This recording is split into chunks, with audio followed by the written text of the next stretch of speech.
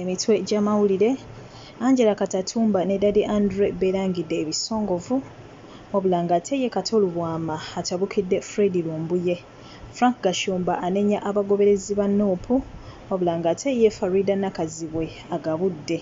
Mu ngeri y'emu omugagga Lwasa naye agabudde wabula ng'ate ye Enjo w'omugagga Lwasa agudde mu bintu. Galindirire mu bujjuvu.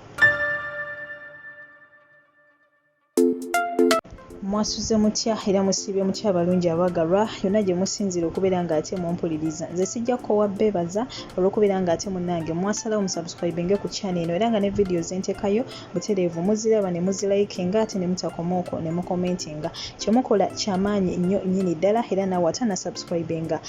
Please subscribe oteekeko ne notification such that buli video yonna gye nfulumya sobola okubeera ng'ate munnange ogirecevinga butereevu. Amannya nze Omumbejja Aisha Nassolo era nga butereevu ngenda kubeera ntandikirawo n'amawulire agagenze maaso for now wabula ng'ate obudde gye buneeyongera okubeera nga butambula era nja kukomawo n'amawulire amalala era nga butereevu ntandise n'omukyalo ono munnange Angela Katatumba saakate ne yali muganzi we Daddy Andre. Bano ababiri ffenna tukimanyi bulungi nti mu butuufu gye buvuddeko baali mu mukwano era baali bateekateeka na kubeera ng'ate munnange bafumbiriganwa wabula olw'ensonga ezimu oba endala Angela Katatumba ze yavaayo Nanyonyola ye yatugamba mbu yasazeewo yeesonyiwa omukulu ono Daddy Andre olw'ensonga nti yagaana okubeera ng'ate beekebeza omusaayi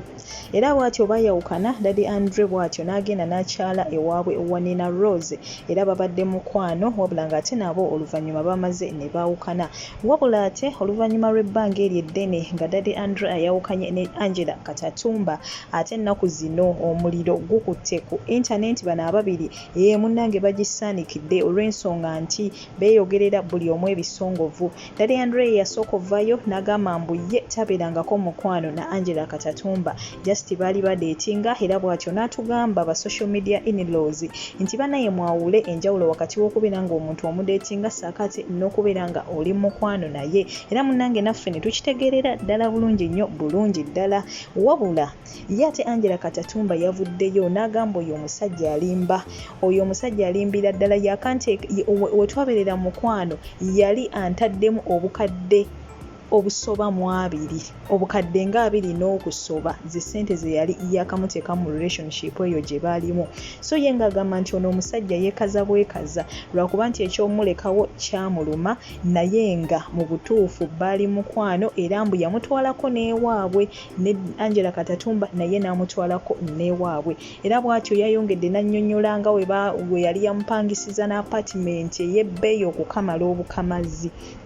oba munfuna era nga mwe babeera sometimes nga Angela Katatumba agenda ne babeerayo olumu ate nadde eno olumu kwegamba we bati era bw'atyo n'agamba nti n'abayimbi abamu abajjanga bakimanyi bulungi nti Daddy Andre yalinga ayisa Angela Katatumba nga Queen yennyini awedde emirimu. So nga Angela Katatumba agamba nti omusajja ono essaawa eno wavaayo n'agamba nti tetwali mu mukwano nange aba anneewuunyisa okukamala naye ng'ekyamazima twali mu mukwano oguteekandika lwakuba nti bye nnali njagala yali tasobola kubeera ng'ate akola ki abikola n'ensalawo mwesonyiwe era bw'atyo n'agenda mu maaso n'annyonnyola nti n'okugenda okwagala Nina Rose nakyalabika yali akikola kumulumya olw'ensonga nti ye akimanyi nti yali amwagala lwakuba nti teyasobola tuukiriza kakwakkulizaako kakugenda ate beekebeza omusaayi ne Angela Katatumba n'agamba nti akamuleka ate akole ki yeeyongereyo munnange ku lw'ensonga nti ye obulamu bwe abutwalira ddala nga kyamuwendo. So bannange ababiri bano ffe tubasaba bannaye beesootinga ensonga zaabwe bazijje mu mawulire baba bawulira bakyerinamu akantu basobola ate munnaye okulabika nga bakikwasaganya naye ng'ekyamazima obudde bugenze nnyo okubeera ng'ate bavaayo ate bazze ensonga zino kati zino ensonga ndoza Nina Rose ne Daddy Andre be bandibadde bazirimu essaawa eno kubanga be baakawukana n'ate baba ate bali bayawukana ddono n'afuna n'omukyalo omulala kate ng'ensonga zaabwe zikomyewo. Bannange batusaasirire ddala wabula ng'ebyo tubitadde ku bbali. Ate ye munnaye Munnakatemba ono ayitibwa Katolu Bwama ffenna gwe tumanyi obulungi naye bw'atyo yavuddeyo n'atabukira bubi nnyo omukulu ono Fred Lumbuye era ye yagambye nti bannange abo temubakwatibwa kissa. Ye yagambye n'okugamba nti ekyo ekibinja kya Nuupu oba kye tuyita National Unity Platform kibinja ky'abantu abasiru yagiyise Group of Fools ti kibinja ky'abantu abasiru abatategeererako ddala era bw'atyo n'agamba nti oyo Fred Lumbuye temumukwatibwa kisa mu musibe era bw'atyo n'agamba nti omuntu ategeera ovaayo otya n'obika kabaka omuntu nga ddala otegeera so munnange naye yayogedde ebigambo bingi nnyo bingi ddala bw'atyo nga ayogerera ate munnange abantu abali mu kibinja kya Nuupu yagambye nti munnange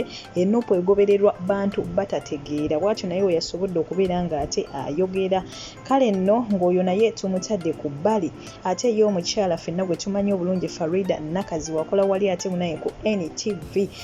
bw'atyo yavuddeyo bambi ku peegi ye bw'atyo n'apositinga era ng'agamba nti bantu bangi nnyo bambi bazze mu inbox ye nga bamusaba ku kantu nga bamugamba bannange Farida enjala ennumira ddala ate sikomperezaayo ssente ne we luba 10 bw'atyo omukazi wattu n'awulira ennaku bambi ng'emukutte era bw'atyo n'asalawo akola enteekateeka y'okubeera nga bambi atuusaako abantu abatalina busobozi ak'okulya era bw'atyo yavuddeyo n'agamba nti woba omanyi nti wooli toyina mu butuufu yadde ak'okulya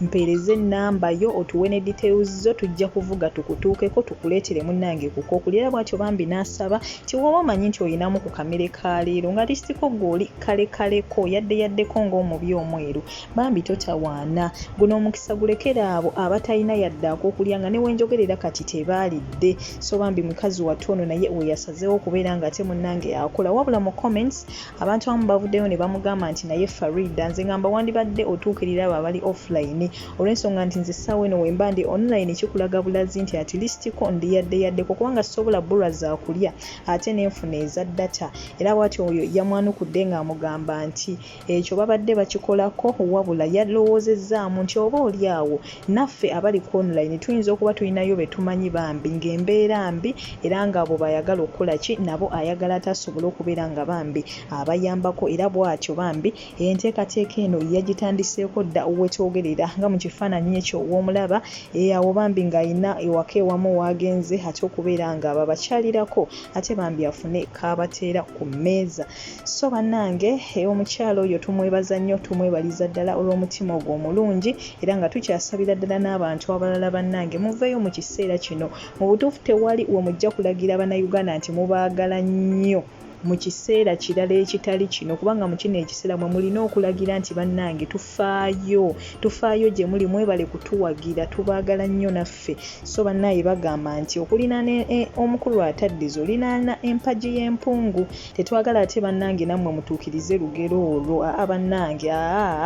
okuddiza guba mwoyo naye nammwe muddizeeko ku bannayuganda buli omu ayina obusobozi be baalonda mu paliyamenti muveeyo abantu be mukiikirira mubeeko bambike mubatu wabula nga Farida Nakazi we webale nnyo nnyabo webalire ddala Farida nga tumutadde ku bbali ate omugagga lwasono ffenna gwe tumanyi obulungi bawa Angel ex wa Diana Nabatanzi munnange ono naye bw'atyo yavuddeyo n'agamba nti naye atigenda kusobola okubeera nga ate naye mu kiseera kino abeerako abantu bayamba era ye yagambye kyagenda tandika n'abasomesa saako n'abantu abakadde bw'atyo ne bannamawulire abali mu kitundu eky'e Masaka era bw'atyo yafulumizza ebifaananyi nga ebyobuwunga buno obwakasooli nga byonna babiwandiiseeko Lwasa Emmanuel era bw'atyo n'agamba nti naye bambi agenda sobola okubeera nga ayambako ku bantu wabula era mu comments abaana nga wobamanyi bo tebaakomye kubeera nga ate era bamutabukira era bavuddeyo ne bamugamba leero okoze ku kyamagezi naye bannange Lwasa kale kugamba buli omu yayogedde bibye wabula nga ate bambi n'abamwebaza munnange tebaabuzeemu nga womanyi nti ku mukolo tekubulwa musiiwuufu abamu bo bavuddeyo ne bagenda mu maaso n'okubeera nga ate bongera okumukalakata wabula ate abamu bambi bamwebaziza era nga nange ntwala omukisa guno okubeera nga neebaza omukulu ono Lwasa bannange okuddiza guba mwoyo mwebale nnyo mwebayire ddala mwenna abavuddeyo mu kiseera kino okubeera nga ate bambi mulaga bannayuganda timuli wamu nabo besides byonna ebibaddewo biki naye mwebale kuvaayo kubalaga nti mukola ki muli nabo mu kiseera kino wabula ng'ebyo tubitadde ku bbali n'omukulu Franka Gashumba ffenna gwe tumanyi obulungi ono ddadi wa Shira Gashumba munnange ono naye bw'atyo yavuddeyo bubi nnyo ng'atabukira bannayuganda abagoberera bano ba fake bloggers ye bayise ba fake bloggers n'agamba nti nze sinenya mulala yenna wabula nenya bano bannayuganda abagoberera bano bano ba fake bloggers